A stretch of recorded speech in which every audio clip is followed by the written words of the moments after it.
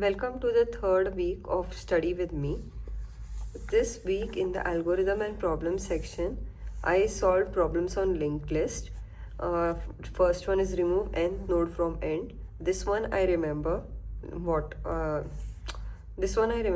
did. Second was reorder list. I can't remember what I did in this. Third is merge to sorted list. Can't remember. Linked list cycle, this one I remember. So I had to look for solution for the first three, and after looking at the solution, I solved it by myself, but still I can't remember how I solved these two. So I'm going to solve more linked list problem this coming week, and I'm going to prepare a cheat sheet kind of, and that will help me remember the concepts for all these.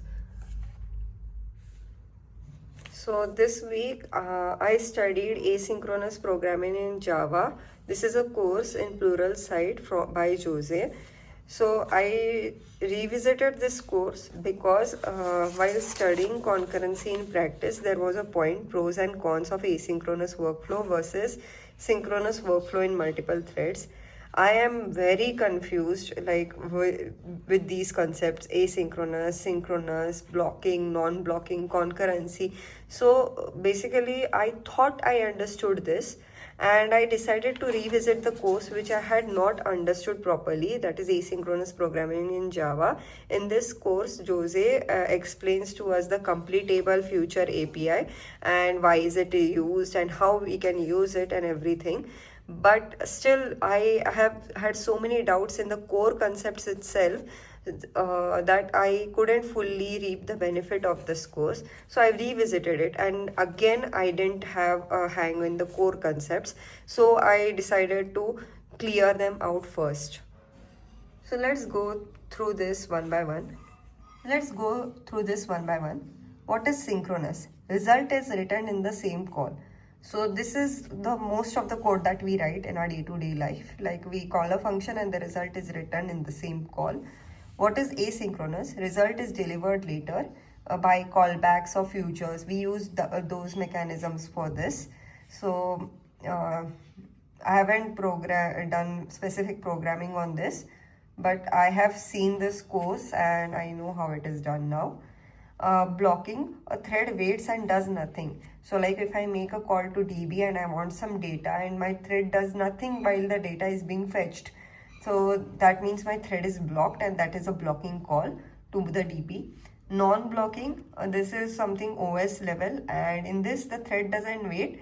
When the task is over, the OS notifies the thread via some event loop or something, and that's how the thread continues the task. So that is non-blocking.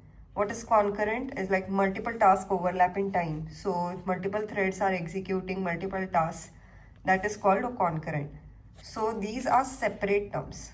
So why was it necessary to clear all these terms? Basically, whenever I used to see asynchronous, I used to always feel it is multi-threaded. But asynchronous doesn't necessarily mean multi-threaded. It can be a single-threaded application too. So like, a single thread can make calls for task A, not wait and execute task B, and when task A is completed, get notified that it is completed and execute the remaining part, and then move on to other tasks. So a single thread is doing all this asynchronously. So asynchronous doesn't necessarily mean concurrent or multi-threaded. So like in synchronous too, synchronous applications doesn't mean a single threaded application. It just means a single thread performs synchronous tasks. Multiple threads can perform synchronous tasks as well. I had misconception for is like, asynchronous is always non-blocking. I used to think this because whenever a call to an asynchronous function is made, the thread moves on, doesn't wait for the result. So I used to think that no waiting is done and the thread is notified by a callback, and so the function is non-blocking. But that's not the case. It depends on what kind of call is made. So if the call made is to a blocking API, then the task is asynchronous but blocking. So what do I mean by that? So the main thread makes a call to a blocking API but doesn't wait, moves on. The waiting is done by some other thread, a worker thread. So the thread is blocked, but it is not the main thread. So that's what is meant by asynchronous blocking task.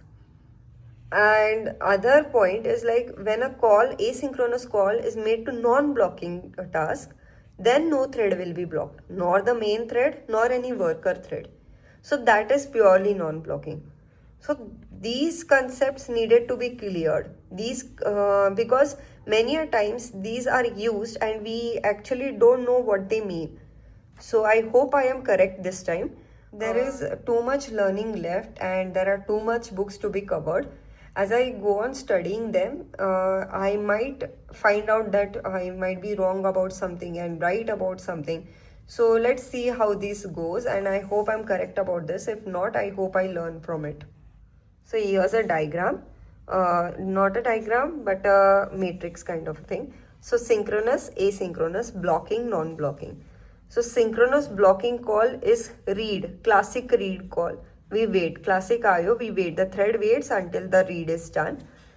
Synchronous non-blocking.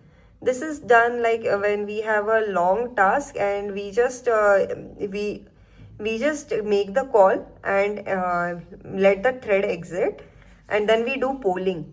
So this is done in some low level applications. So synchronous non-blocking.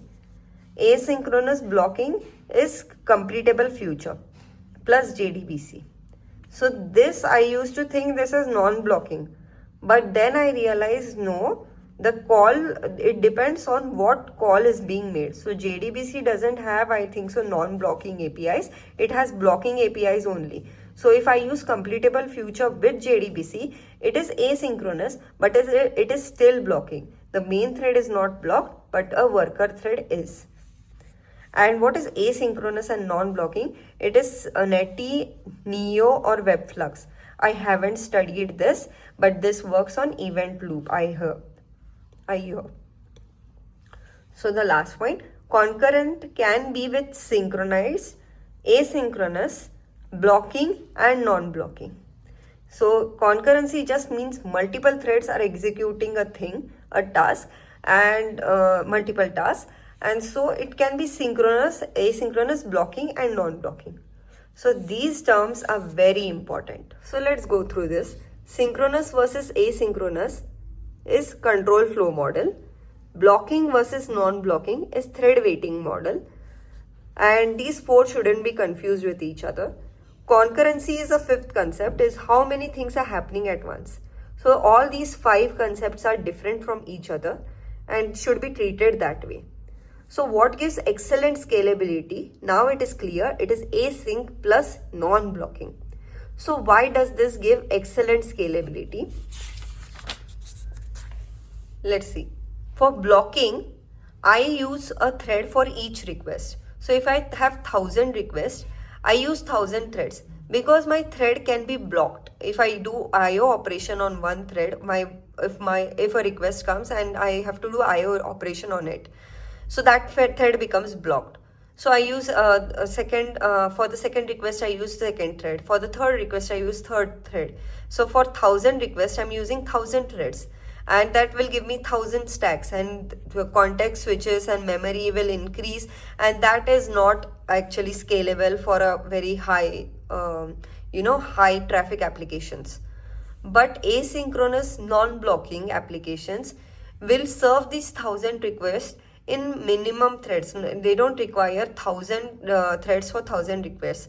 In this, I think the OS waits, but the thread doesn't wait, and the event loop sends event notification to these threads when the task is completed. So only a few threads perform for all these 1000 requests, and this is done with the help of event loop. So this is a highly scalable model. So in a async plus non-blocking system, the network plus IO layer becomes scalable because it uses the non-blocking system. But where the actual CPU work is being done, it still uses threads for it. And Also the calls made to DB which are blocking in nature, there also threads will be consumed. So like an application contains both systems, and we need to be clear about where we'll need to use non-blocking APIs to handle the traffic or the scalability. So this is it for this week. I haven't taken notes on the asynchronous programming course.